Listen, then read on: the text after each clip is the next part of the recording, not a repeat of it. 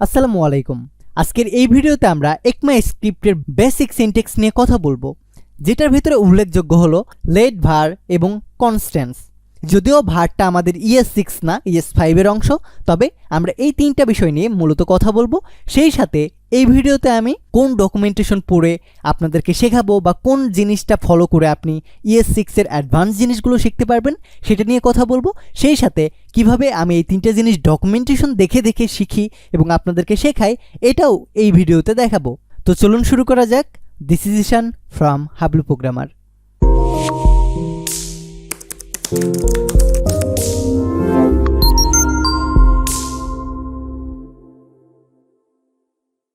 Step 1-এ আমরা কথা বলবো আমরা এই কোর্সে আপনাদেরকে কোন ডকুমেন্টেশন দেখে আপনাদেরকে ফুল কোর্সটা কমপ্লিট করব।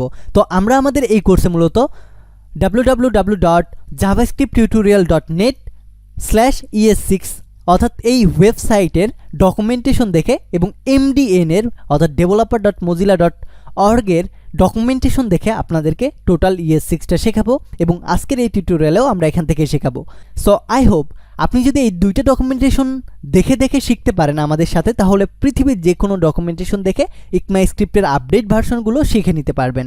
বিশেষ করে আমি ফলো করব javascripttutorial.net এই ওয়েবসাইটের ডকুমেন্টেশনটা, যেটা অনেক বেশি ক্লিয়ার এবং প্রত্যেকটা জিনিস খুব সুন্দরভাবে স্টেপ বাই স্টেপ আলোচনা করা আছে। তো আজকের এই ভিডিওতে আমরা যে টপিকটি নিয়ে কথা বলবো, চলুন সেই টপিকে জাম্প করা যাক। সবার শুরুতে আমরা javascript.net এই ওয়েবসাইটে আসবো। ডকুমেন্টেশনের লিঙ্ক আমাদের ভিডিও ডিসক্রিপশনে দেওয়া থাকবে। অ্যান্ড সেকশন 1-এর প্রথম সিনট্যাক্সে থাকে আমাদের লেট। লেট ডিক্লেয়ার করা হয় মূলত ব্লক স্কোপ ভেরিয়েবল হিসাবে, অর্থাৎ আমাদের একটা ওয়েবসাইটের ভেতরে যদি আমরা ব্লক স্কোপের ভিতরে কোনো ভেরিয়েবল ডিক্লেয়ার করতে চাই, তাহলে সেটা লেট হিসেবে ডিক্লেয়ার করতে হয়। দেন এইটার পরে আমাদের আছে understand the difference between let and var. এটা অর্থাৎ ভার এবং লেটের ভিতরে কি পার্থক্য, এটা দ্বিতীয় স্টেপে আছে। অ্যান্ড তৃতীয় স্টেপে আছে define the constants using the const keyword, অর্থাৎ কনস্ট্যান্টসের যে কিওয়ার্ডটা সেটাকে আমরা ছোট করে কনস্ট বলে থাকি। সো এই তিনটা জিনিস আমরা কভার করব এই ভিডিওতে। তো এইটার জন্য আমি আমাদের কোড এডিটরে যাব। অ্যান্ড লেট, ভার এবং কনস্ট্যান্টস এই তিনটার নামে আমাদের একটা টিউটোরিয়াল আছে, লেট, ভার এবং কনস্ট্যান্টসের মারামারি।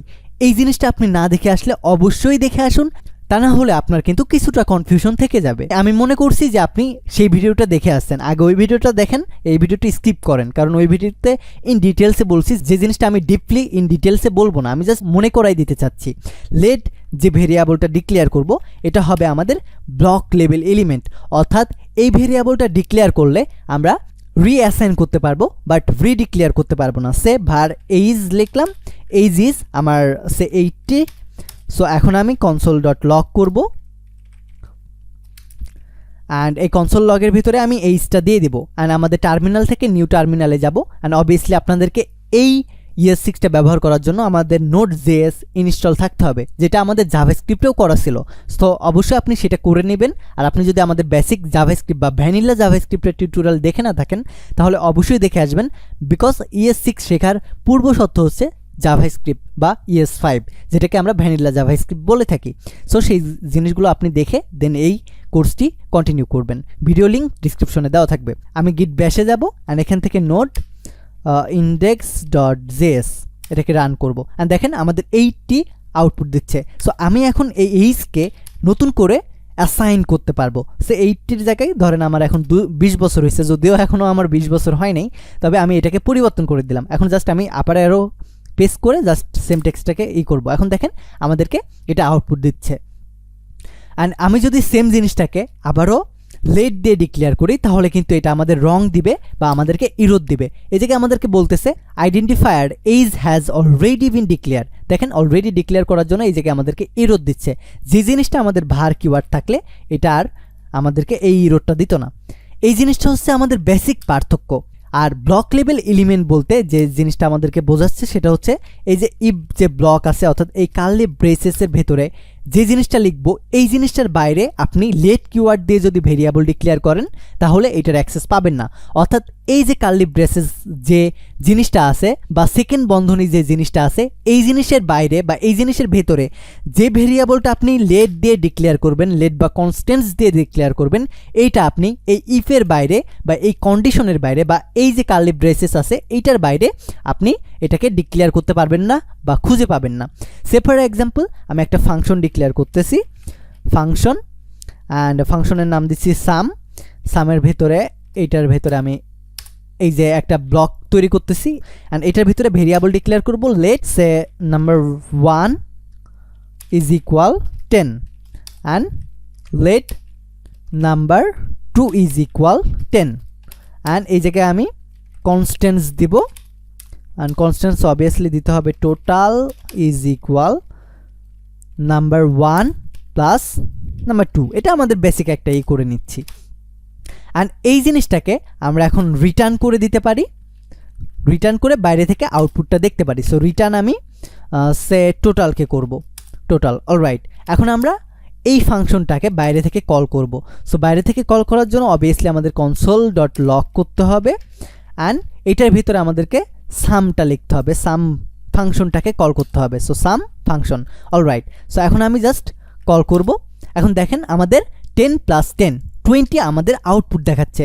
এখন এই যে লেট দিয়ে যে দুইটা ভেরিয়েবল ডিক্লেয়ার করছি, এই ভেরিয়েবলটাকে যদি আমি বাইরে থেকে কনসোল ডট লগ করি, দেখেন তাহলে আমাদেরকে কি বলে, দেখেন নাম্বার 2 নামে আমি কিন্তু একটা ভেরিয়েবল ডিক্লেয়ার করছি, এটাকে কিন্তু আমাদের পাওয়ার কথা বা আউটপুট দেওয়ার কথা, কিন্তু আমাদের দেখেন নাম্বার 2 ইজ নট ডিফাইন্ড। এই যে জিনিসটা বলতেছে এটাকেই মূলত বলা হয় ব্লক লেভেল ভেরিয়েবল।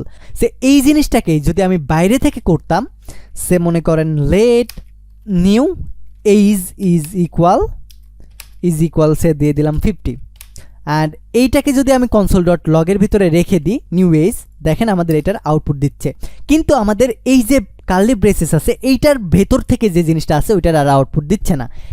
সো আমি যদি এই সেম জিনিসটাকে যদি একটা সে এই জিনিসগুলো কেটে দিলাম, কেটে দিয়ে এখন যদি আমি একটা ফর লুপ ডিক্লেয়ার করি, অ্যান্ড এই ফর লুপের ভিতরে সে ভার দিয়ে আমি করলাম var i is equal 0 then i less than 5 and i plus plus, এই জিনিসটা দিচ্ছি আমি। অ্যান্ড এইটার ভেতরে সে আমি দিয়ে দিলাম console dot log inside loop, and obviously এখানে প্লাস দিব, প্লাস দিয়ে এই জায়গায় আমি আইকে বসাই দিব। That's it. এতটুকু করে এখন যদি আমি সে এইটার আউটপুটটা জানতে চাই তাহলে জাস্ট আমি index.html-কে রান করব। এখন দেখেন আমাদেরকে আউটপুটটা দিয়ে দিচ্ছে, অ্যান্ড এটা তো দিবে, এটা স্বাভাবিক। এখন এই সেম জিনিসটাকে জাস্ট কনসোল ডট লগ করলাম, অ্যান্ড এই জায়গায় লিখতেছি আউটসাইড লুপ, অ্যান্ড এইটার সাথে প্লাস দিয়ে আমি যদি আই দিই, এই ভেরিয়েবলটা কিন্তু আমাদের ফরের ভেতরে ডিক্লেয়ার করা, এটা কিন্তু আমাদের ফরের বাইরে ডিক্লেয়ার করা না। তারপরেও দেখেন আমাদের এই জিনিসটা কিন্তু খুব সুন্দরভাবে আমাদেরকে 5 আউটপুট দিচ্ছে। দেখেন আমি যদি এটাকে কেটে দিই তাহলে কিন্তু আমাদের একটা 5 অর্থাৎ সবার লাস্টেরটা আমাদেরকে ডিক্লেয়ার করে দেখাবে।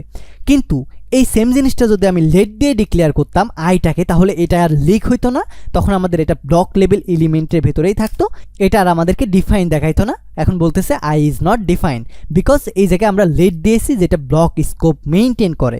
সো আই হোপ আমি আপনাকে ভার এবং লেটের ভিতরে যে পার্থক্যটা এটা বুঝাইতে পারছি। সো আমরা লেট এবং ভার এই জিনিসটা নিয়ে জেনেছি এবং এটার ডিফারেন্স কি এটাও আমরা জানতে পেরেছি।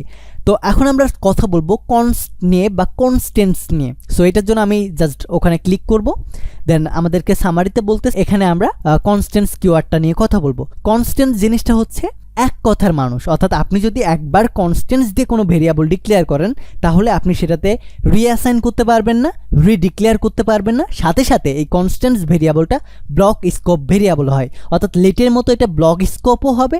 লেটে যেমন আপনি রিঅ্যাসাইন করতে পারবেন ভেরিয়েবলটা, অর্থাৎ লেট এইজ ইজ ইকুয়াল 10 বা সামথিং, দেন এই জায়গায় যে এইজকে আপনি রিঅ্যাসাইন করতেছেন এই জিনিসটা যে আপনি লেটে করতে পারেন সেটা আপনি কনস্ট্যান্টসে করতে পারবেন না। সে এই জায়গায় দিবেন আপনি নেম ইজ ইকুয়াল, আপনি সে দিয়ে দিলেন ঈশান, অ্যান্ড এই জিনিসটাকে আপনি আবার নতুন করে নেম ইজ ইকুয়াল সে নতুন করে দিতে পারবেন না, সে আহাদ, এটা আপনি আর নতুন করে দিতে পারবেন না।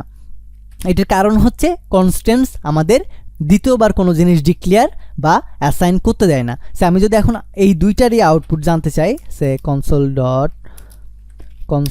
Dot log say name, and সেই সাথে আমরা কথা বলবো কনসোল ডট লগ এইজ।